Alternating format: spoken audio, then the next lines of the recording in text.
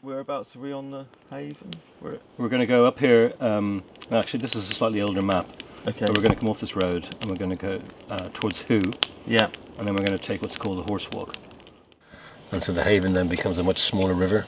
Oh, really? So a lot of its weight is carried behind, and then it becomes this little tiny river, this tiny little drain. No way. Yeah. And then part of that drain flows through the pub, through the pub's gardens, and part of it. Oh, right. Yeah. You can see the pH there. Yeah.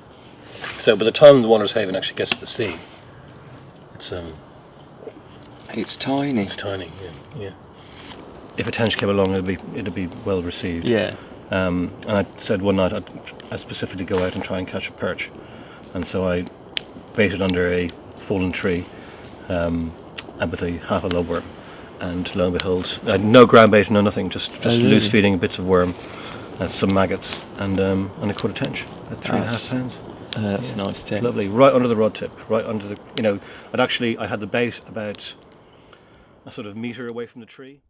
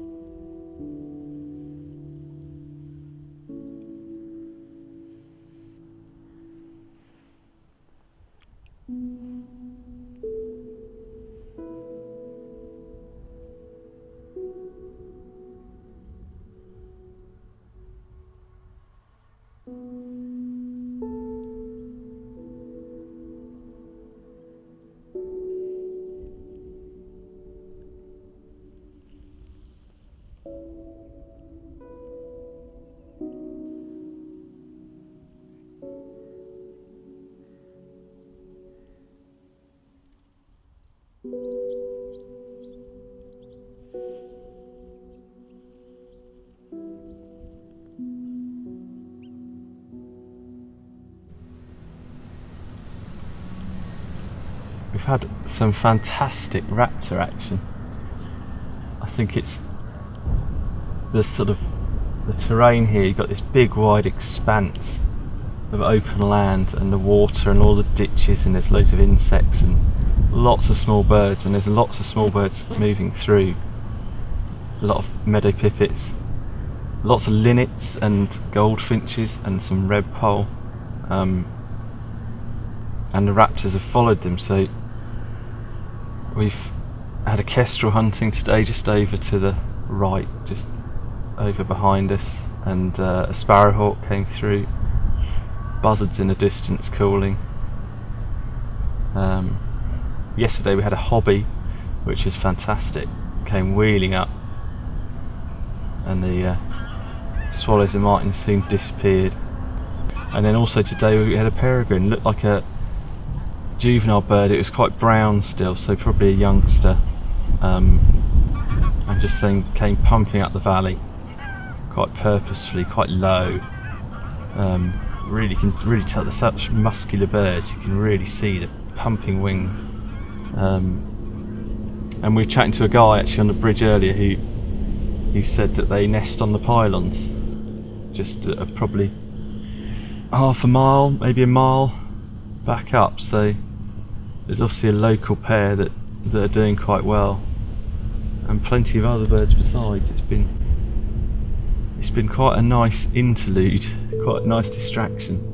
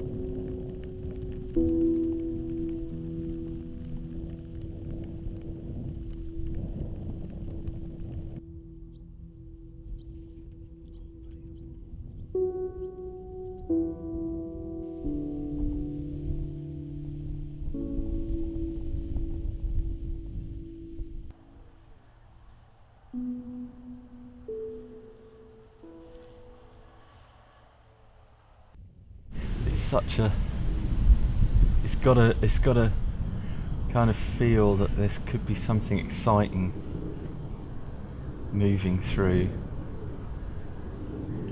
The wind's dropped, but there's just a breeze. There's enough air to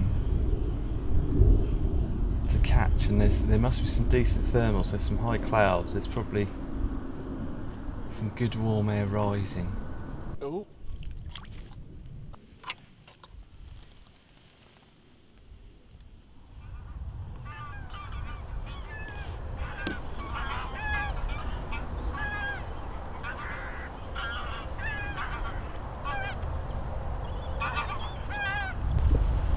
I'm hoping. There's been a couple of perch moving, and I lost a nice bream, and I'd quite like to get one of the bream, which is what the place is synonymous with.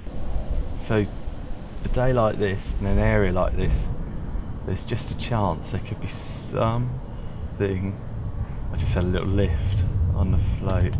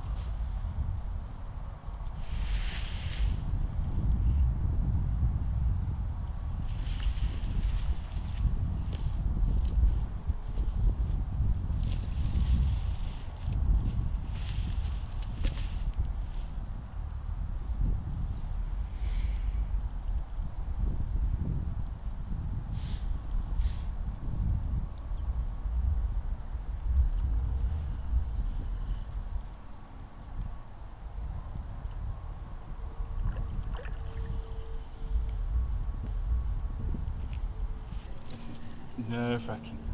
I've only got a 4-pound line and a size 10 barbless, and I've managed to get it out the pads into open water, but I'm less worried about the line than the hook slipping.